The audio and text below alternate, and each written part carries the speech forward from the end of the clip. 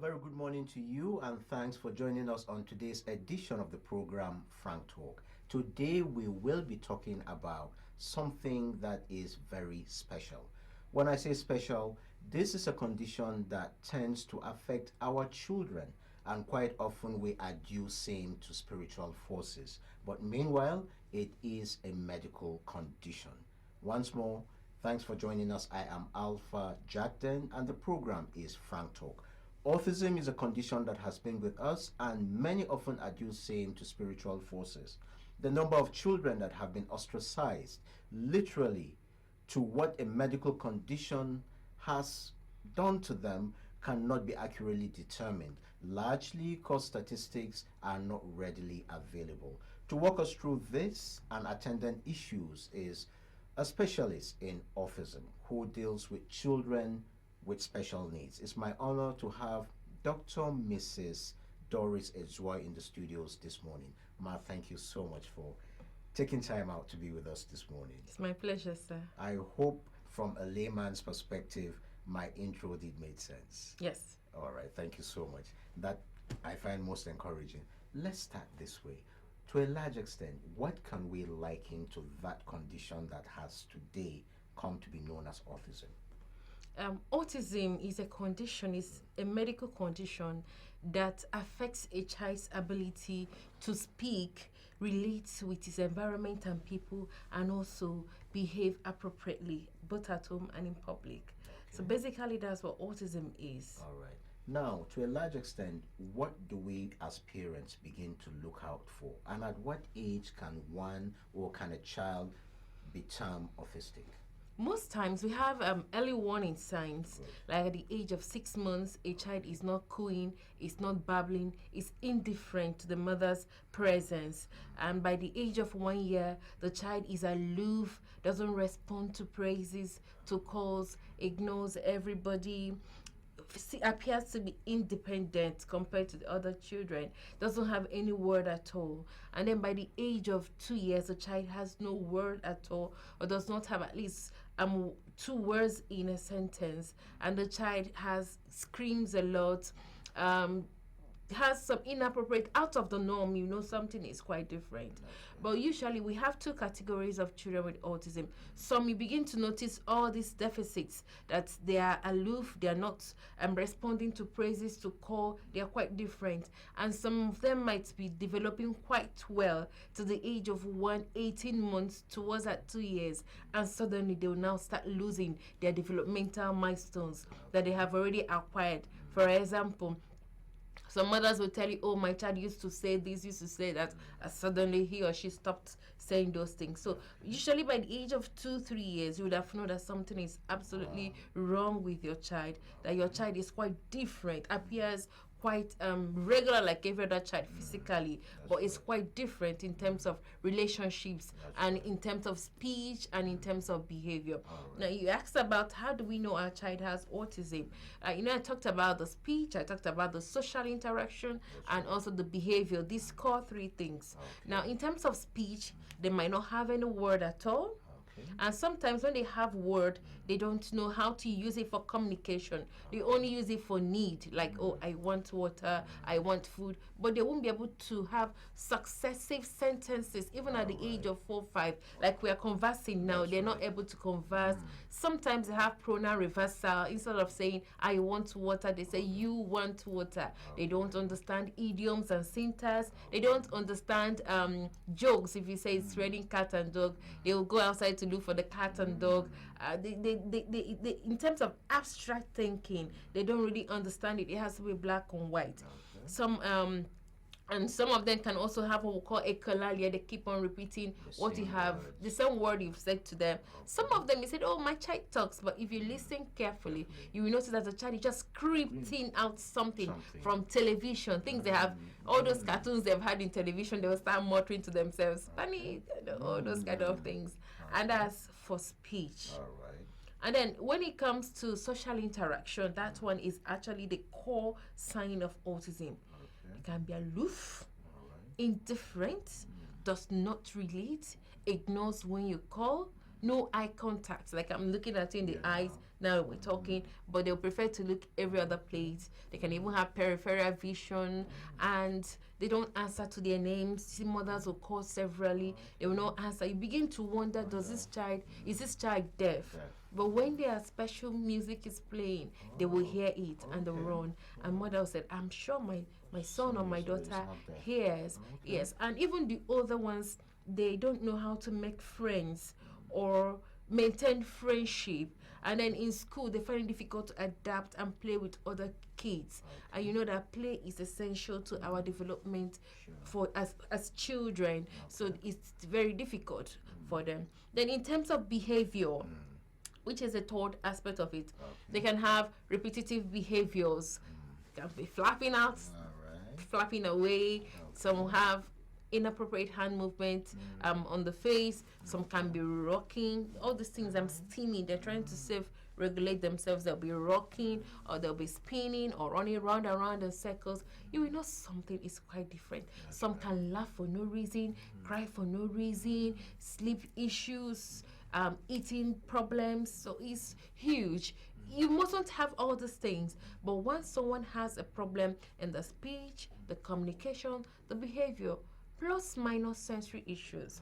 Now let me talk more about the sensory issues. Because in terms of sensory issues, the way we use our sense is quite different from our own special children. As I'm speaking with you, some of them can find it offensive or feel that it's too loud, so they begin to cover their ears. They begin to smell everything they touch. They will not want to eat particular kind of food because of the texture and the color. Or they can be when they go in public, they will be frozen because the noise from a lot of people, the smell from a lot of people, the visual stimulation is too much. Or they might not feel pain. They can walk on the broken glasses and they will not feel the pain. They can hit their head on the wall and they don't feel pain. So autism is huge. So they're all different. So you just have one from every aspect of it. That's basically what autism is. To a large extent, when can we say this came on the global stage? Because I also know there's a day that has been set aside by the United Nations to commemorate kids with autism. April 2nd is a World Autism Awareness Day. And autism has been in existence as far back as in the 60s. Even in the 60s, we had late Bernard Rimland, the father of biomedical treatment of autism, whose son had autism. And he began to notice there was something quite wrong with his son. And he treated his son medically, who is actually an artist right now, a renowned artist. And he was able to help his son. As against before, in the 1950s, Bethlehem used to say that autism was because of failed parenthood, failed motherhood, and mothers were aloof. That's why their children were also aloof. So from the 1960s, 1970s, 1980s, we began to see more people began to notice that we have these children, but we didn't know what to call it. And in the 1980s, 90s, there was like a bloom of children with autism. And as I'm speaking with you, the prevalence has increased from 1 in 200 to 1 in 100 to now 1 in 66. Which means, like, if you count 50 children or even 40 children, you see a child with autism. And also because of better diagnosis now, more awareness. People now know what is happening. So you see those that would have been diagnosed when they were younger, having the diagnosis right now. So it appears that we have a big epidemic of autism amongst us now. But it's just awareness, really, and research and what have you. Exactly. That is bringing the numbers to where it is today. Exactly. To a large extent, from the medical perspective, what can we trace to it? What can we adduce to same? Could it be genetic? Could it be, talk to me. Has anything been largely lashed to why a child might be autistic? Yes, absolutely. Even though we don't have known cause of autism, we have genetic predisposition.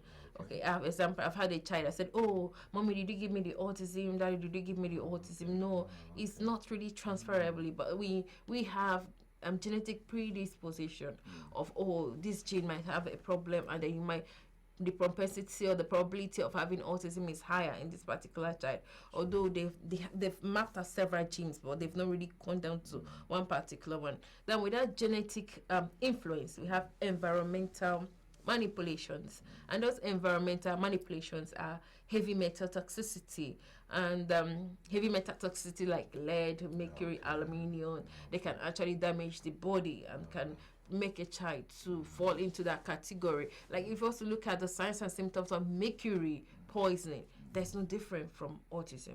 Then apart from that, we have insecticides, we have abnormal inability of a child to actually digest and accommodate certain foods. So because of that, because their body is already damaged by all these heavy metals and environmental problems or influences, they are not able to digest certain food, and those foods they're eating begin to affect them and make them exhibit those signs and symptoms. Then others have also ascribed it to problems when the child was being born, like if a child didn't cry well at birth. Some have also ascribed it to neonatal jaundice. Some have also said, oh, maybe because the mother took some drugs like cosodium valproate for epilepsy, it could make a child have autism. Some also said certain infections like bacterial infections, viral infections, fungal infections, especially when the child was less than 2 years, that it could make a child have autism. We have a lot of things I've said that could predispose a child into having autism. Yes. Let's make it clear. To a large extent, when a woman is under some kind of gestation, when a child is being formed, developed, and what have you, what are the basic things that every woman should avoid? First of all, let's put it, if you permit me, let me put it into two categories. The things you should take and the things you shouldn't take. The things you should take are balanced diet. You should actually take balanced diet. Make sure you go for antenatal. If you have any problem, like you treat any problem you have and put it under control, because it can affect any child, especially not even when this already formed towards the third trimester. It's worse in the first trimester when we're having the brain development. So if you have hypertension, if you have diabetes, they have to be under control. If you have asthma, if you have sickle cell, you have to put them under control and manage them in a proper hospital so that it doesn't affect your child. And then you have to eat very well. So what are the things you should then apart from that, when you're about to give birth and they tell you, oh, you can give birth because of one reason or the other, go for CS. It's not a death sentence, because if the mother not try to give birth naturally, then the child might have a better squeeze out because of the prolonged labor and the manipulations, and the child won't be able to cry. And once the child doesn't cry, the brain is being affected. Now, what are the things you should avoid?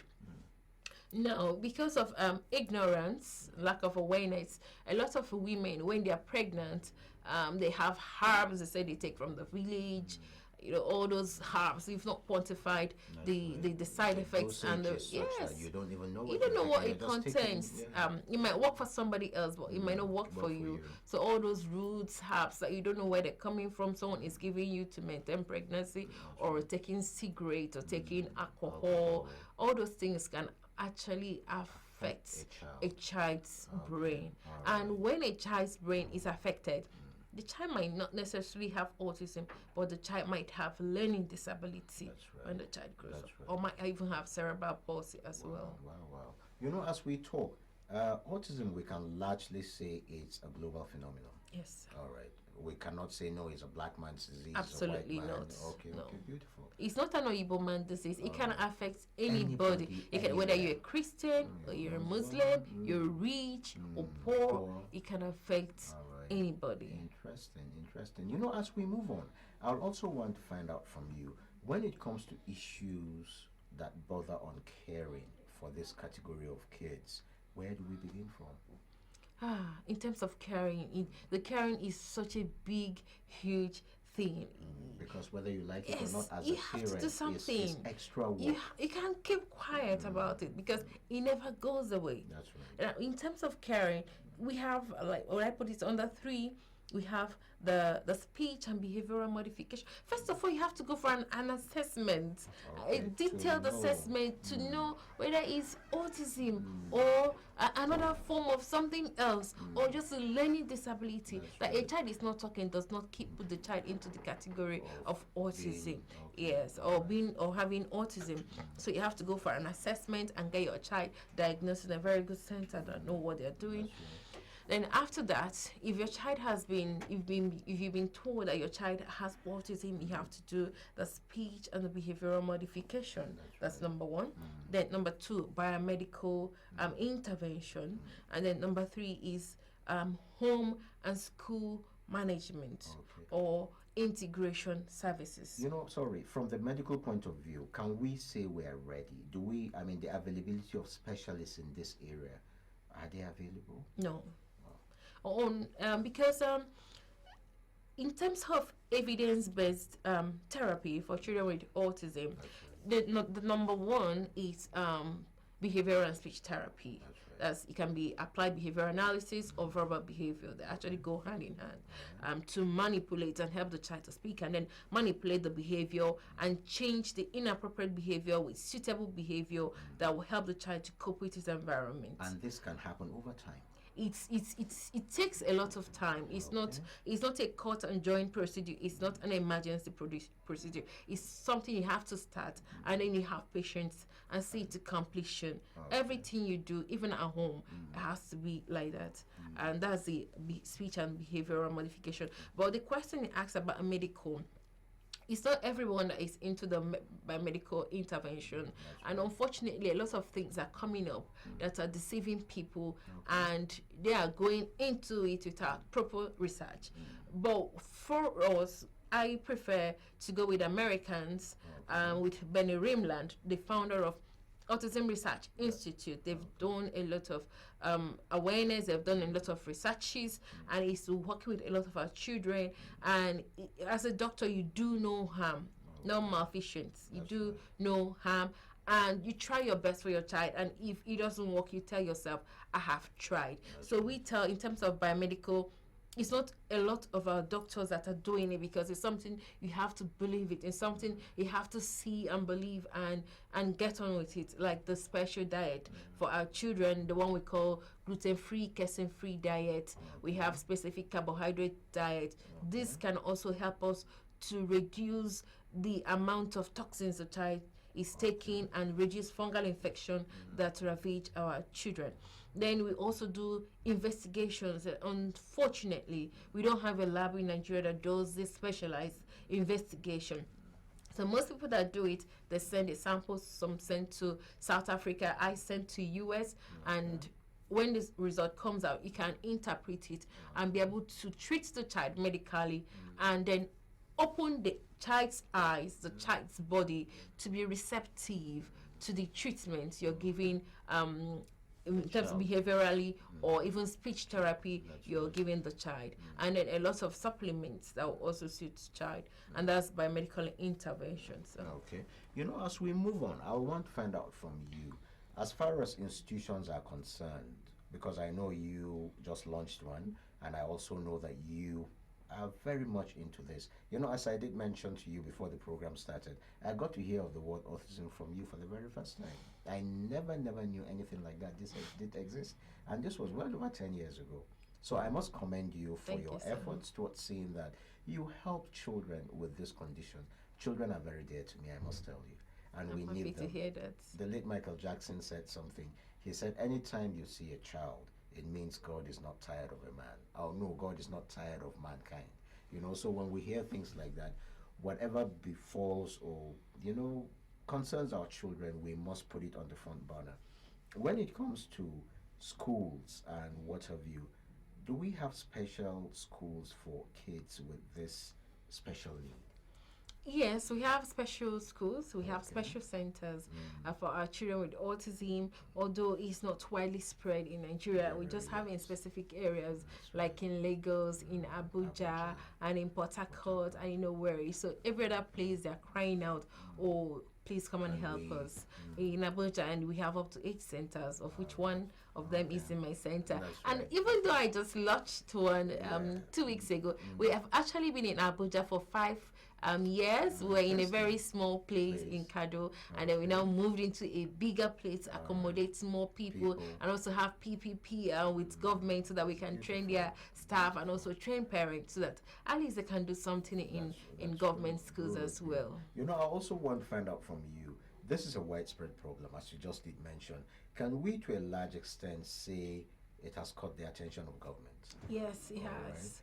It has. Now, these other places that don't have centers, what's the fate of these kids? Honestly, I don't know, and it's quite sad when someone would travel all the way to Abuja just to have an assessment done, and they have to go home because they couldn't sustain their stay in a hotel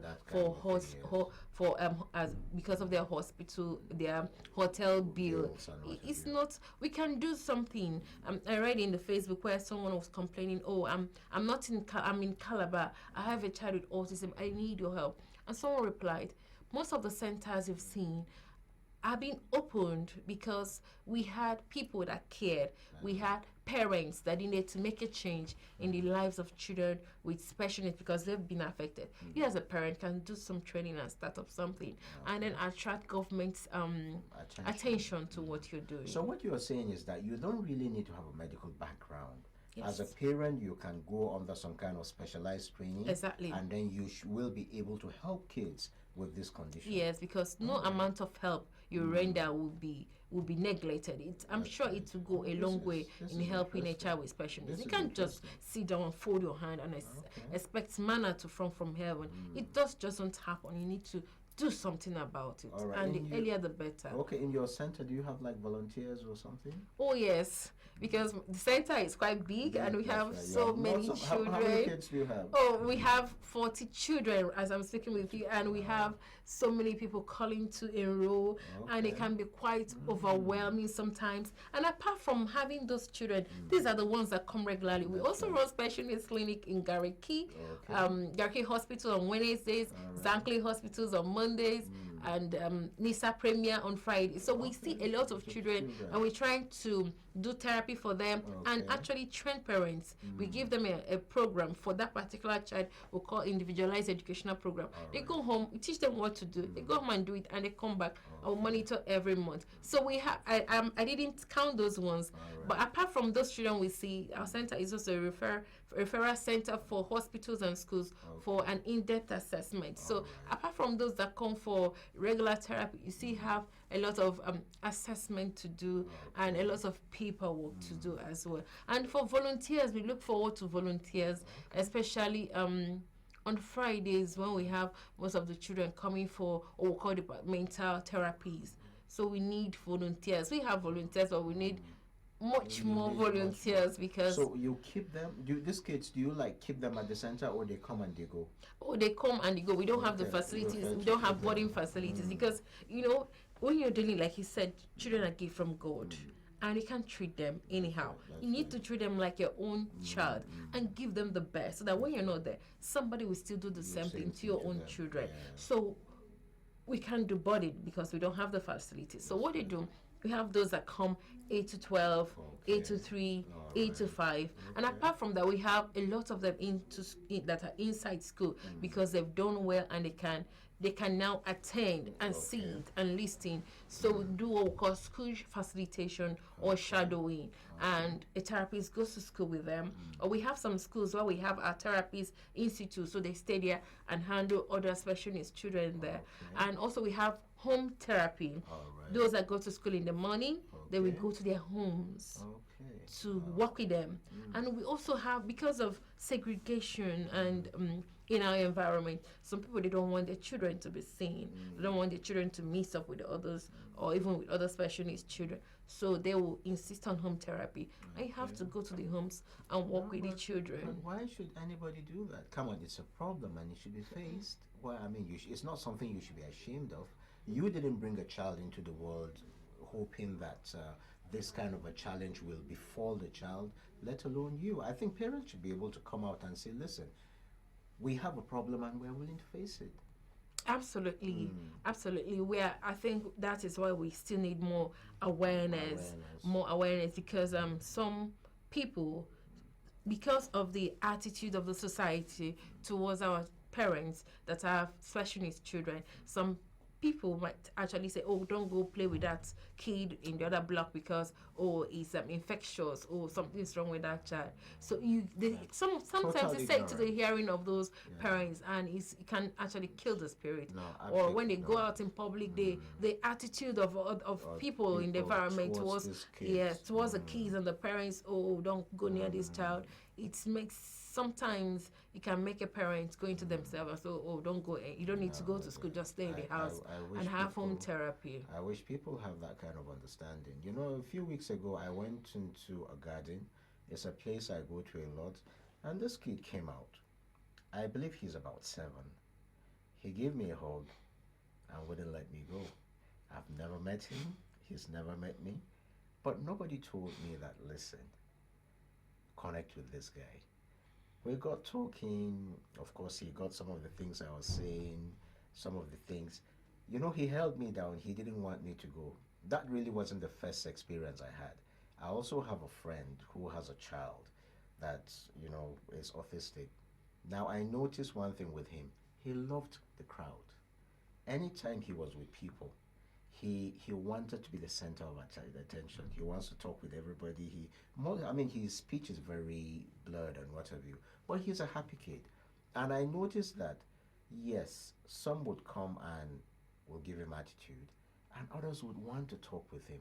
I think that's the kind of thing that we need to like ingrain in ourselves. When you see a Absolutely. child that has that kind of a special need, come on, he's a child. He's as human as you are. Yes, and you don't Treat go him blaming well. the parents. Not at all. Yes, I've had a parent that said, "Oh, somebody told me I'm a very bad mother. I didn't discipline him enough." No, come on.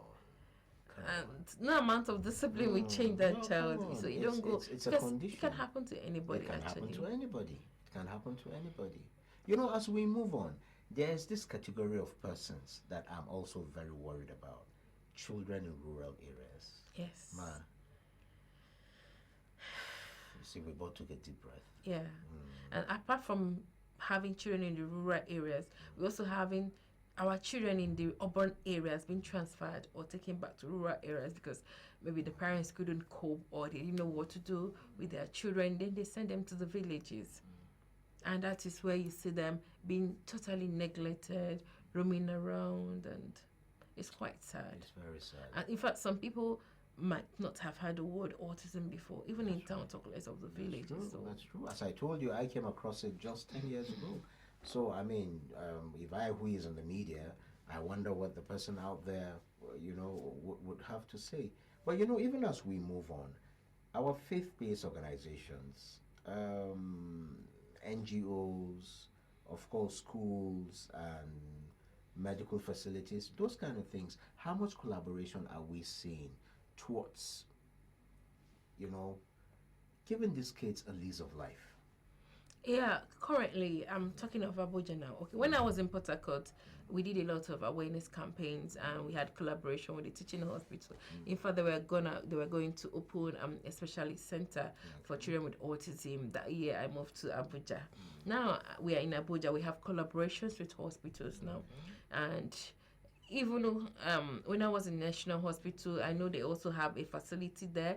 And if they see a child that behaves, Like that. yeah, they say, Yes. "Oh, your child is here," and because of awareness now, people have numbers of different centers. So when they see such children, even in Gogolada Teaching Hospital, Alright. they will give them our numbers or call for assessment Oh, and bring the results, and we advise you on what to do. Mm. And then we also have schools now. A lot of schools are coming up with inclusive education, whereby they have their regular school, Children, and then and then- they have Beautiful. maybe a room where you can take a child when they start having meltdowns. You can take them into the classroom and walk with them and give them a sense of belonging. People are being aware All right. of autism, and apart from autism, other specific learning disability, dyslexia, and the need to help these children. And people are becoming aware that our children can actually improve, Yeah. that something good is in them, that you can love them, and they're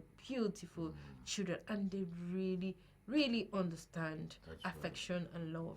So some people, not everyone, some people are actually giving them that benefit of doubt and accepting them into their society, integrating them into their society. So that's working out well for us.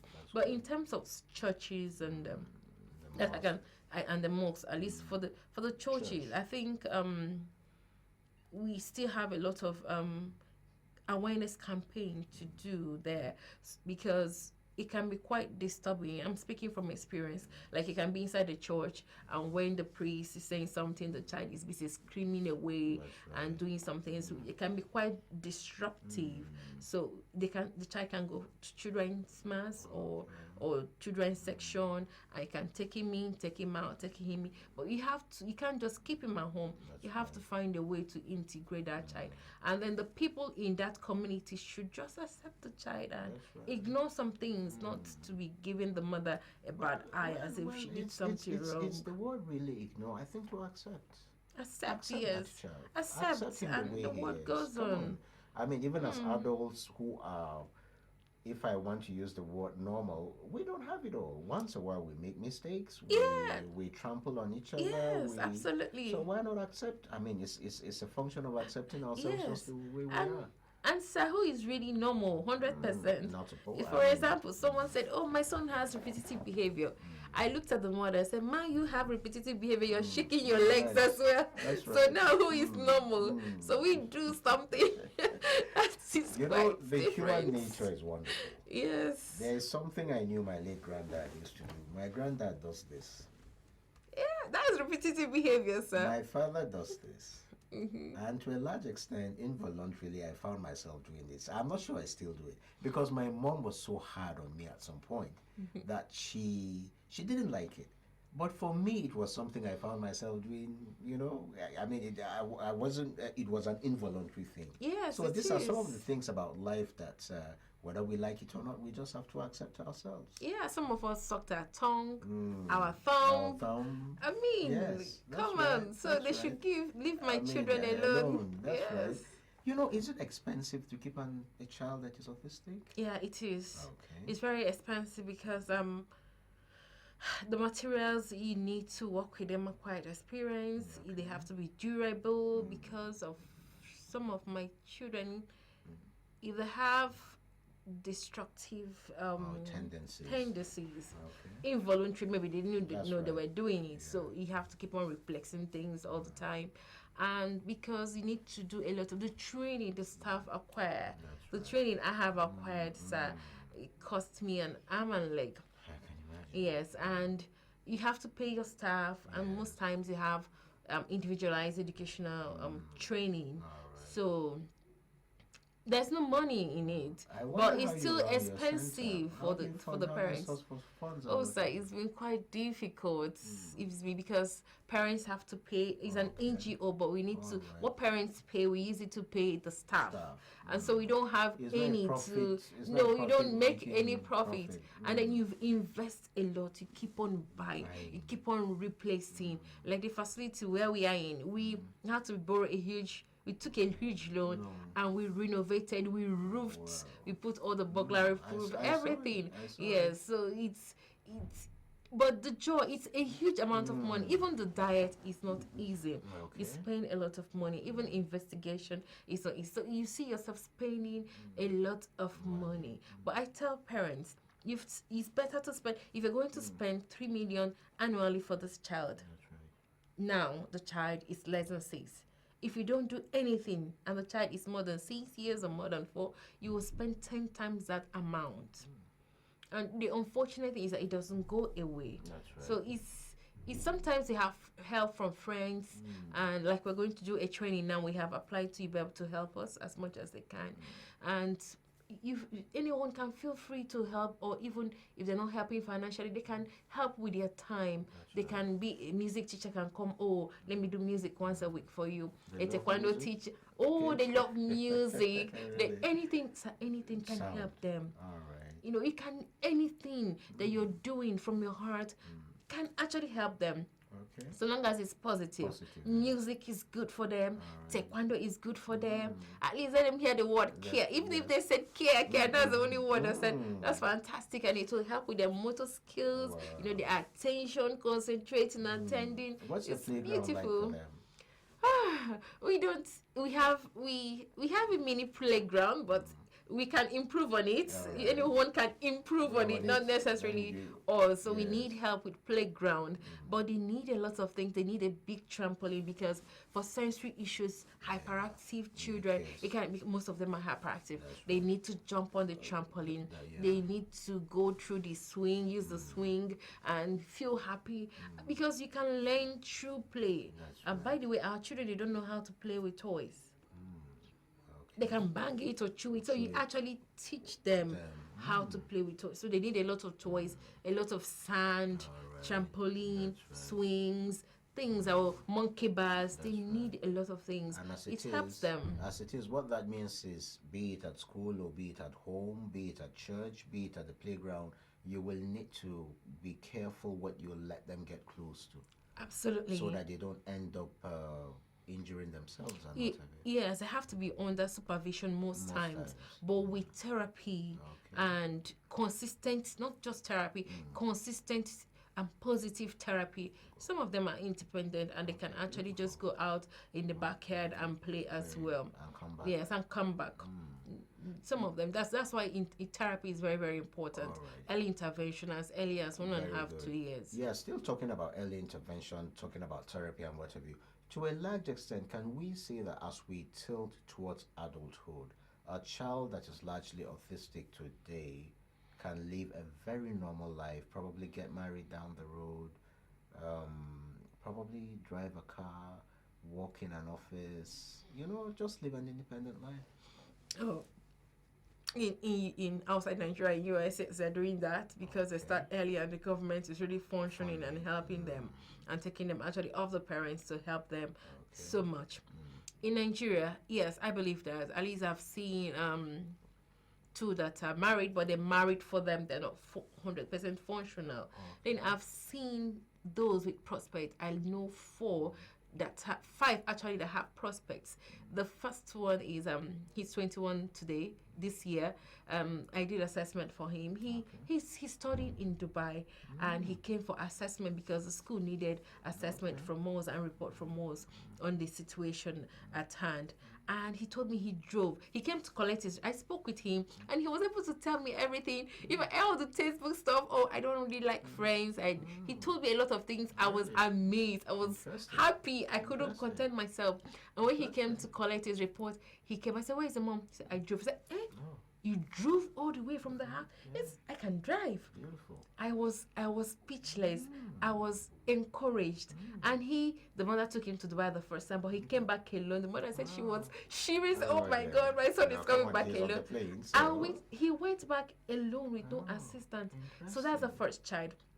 I also know of one now who is in university in US. He's in second year and he on scholarship and he's doing very, very well. I also know two in SS2s. One is in boarding school doing very well, washing his clothing, adapting. One is also reading very. These are the ones I know. I know other friends I have because they actually started quite early. As early as 2. Early intervention. And at the same time, I also know children the same age as well. They didn't really have intervention. And I have no words to describe what is happening at home right now. There is no word. There is no word. It's just maybe to weep or cry because it does not just affect the child but the whole family. That's right. And the whole society, really. Yeah. The whole idea is that I think parents should be on the lookout. Whether we like it or not, we always hope for the best, but the saying also says we should prepare for the worst. Yes. If it turns out the other way, as parents, it behoves on us to make sure that this child gets the very best of care. It might be expensive, but thank God awareness is daily being created. People are beginning to understand what the issues are, and it's my sincere hope that as parents and as government, that will soon be something that is on the front burner as far as the state is concerned, because they are also citizens. Yes. They can live a good life, they can live normal lives, and they can be taxpayers tomorrow. Yes, absolutely. And another thing, sometimes some parents might go to the hospitals. I'm sure it's changing now, and people might not be able to diagnose the children, and they will tell them, oh, they just couldn't tell me what the problem was. So you see this set of children fading away at home. I've also, it's quite sad, I've seen children being locked at home and no form of intervention or education or medical care. They're just at home doing nothing. I pray that a day would come that our level of awareness would have risen to a stage where, if it means promulgating a legislation where no parent is allowed to keep such a child at home, because this is also a life, and this life needs to live its life to the fullest. Yes. Doctor, is there anything you want to say that I've not asked you? Yes, it's just I want to say that my kids have the right to education. They're children, and according to the Child's Right Act, they have the right to education, they have the right to health facility and care, and they have the right to have fun and live as children. Children are gifts from God, and our children are so loving, and you should never ever give up on them. So I've seen children when they come into my office, you will know that they understand. They just want affection and love, and they're ready to learn, and they keep on surprising us every day, sir. So we can't just lock up our children and say, oh, nobody is helping me, the government facilities. You start somewhere, you start at home, you start teaching the basic things, you start inculcating the child into the basic chores, each appropriate chores the child is supposed to do at home. You just don't give up. That's right. You do something, you go out and do something about it, because they are children. That's And right. again, they're a gift from God. That's true. I'm sure you will learn one or two things from them as well. That's true. Very true. Doctor, thank you so much. You're welcome. You've truly honored me, and I know you've honored millions around the world It's today. my pleasure. And I must thank you for the good job you're doing. We thank God, sir. The good Lord will reward you. Thank the good you, Lord sir. will keep you. The good Lord will strengthen you. Keep doing what you're doing. I know Thank you've you, been sir. doing this for a number of years. Don't Yes. give up. I will Until not. every I have. child- I cannot give up. Until every child that you are destined to reach has been reached. Yes, sir. And everybody in our society, you can make a difference. That's We right. just need your hand. That's Lend a helping hand to a child with special needs. You can do it. Thank you, All Doctor. of us can do it. I have been talking with Dr. Mrs. Doris as well. She is a specialist as far as autism is concerned and issues that bother on children with special needs. You've heard it all from her. I need not add anything. But what is most important is you don't need to hide your child No, not at because all. your child is presenting a behavioral pattern or in speech or is slow in development. This child deserves to live, and he deserves to live his life to the fullest as God has given him. Thank you so much for watching Frank Talk today. Do join us tomorrow for yet another interesting edition of the program. I remain yours in service, Alpha Jackton.